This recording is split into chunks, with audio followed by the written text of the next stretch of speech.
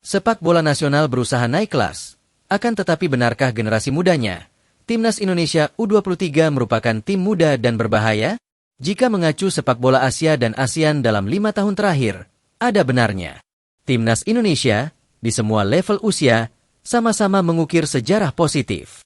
Indonesia U17 misalnya, meraih gelar juara Piala AFF U16 2022, tampil di Piala Dunia U17 2023, dan terbaru lolos ke putaran final Piala Asia U17 2025.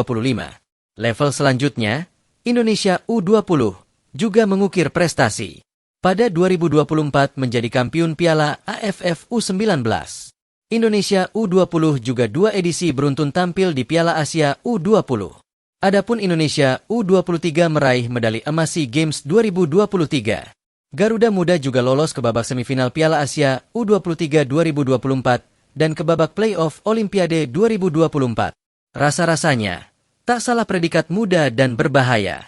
Namun, masa lalu tetaplah waktu lampau. Kisah sukses U16 hingga U23 hingga 2024 hanya sekadar fakta sejarah. Karenanya, predikat Indonesia sebagai Raja Baru, sepak bola ASEAN akan diuji dalam Piala AFF U23 2024.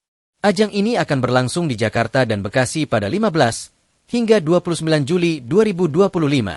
Dalam asuhan pelatih asal Belanda, Gerald van den Burg, generasi masa depan merah putih ini akan diuji.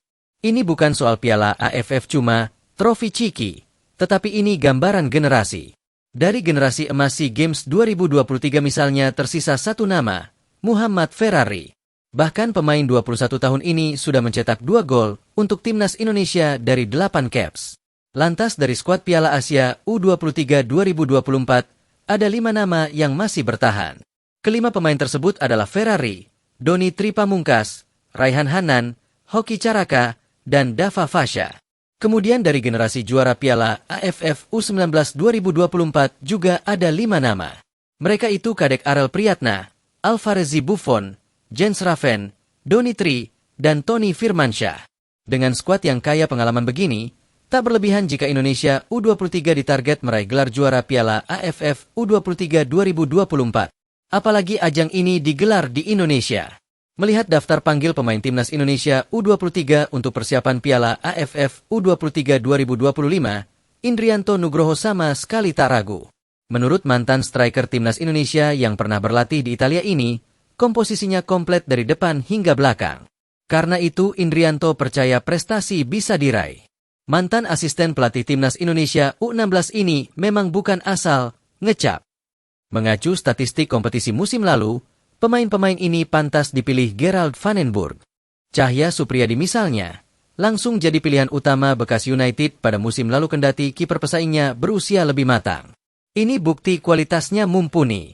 Untuk lini belakang, selain Ferrari dan Kadek Arel yang bermain rutin di Persija dan Bali United, ada Kakang Rudianto yang membawa Persib Bandung juara Liga 1 2024-2025.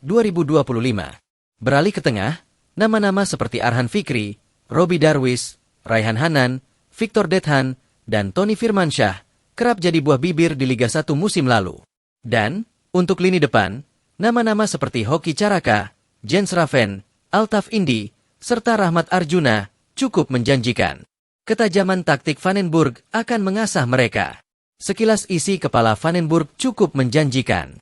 Pria 61 tahun ini pernah menjadi pelatih usia muda PSV Eindhoven, kendati belum punya prestasi sebagai melatih. Sebagai seorang pemain, Van den Burg cukup diperhitungkan. Ia pernah membela Ajax Amsterdam, PSV Eindhoven, hingga membawa klub Jepang Jubilo Iwata berjaya. Van den Burg juga bertahan 10 tahun di Timnas Belanda, dari 1982 hingga 1992. Ia adalah bagian dari skuad Belanda saat meraih gelar juara Piala Eropa 1988. Dengan pengalaman sepanjang ini, tak salah pula jika Van den Burg langsung ditarget juara di Piala AFF U23 2025 bersama Indonesia U23. Bahkan, sudah seharusnya juara. Namun, memburu gelar saja sering dicap ambisi palsu. Yang utama, di kategori usia, adalah membangun mentalitas juara. Mental inilah yang membuat Garuda Muda berbahaya.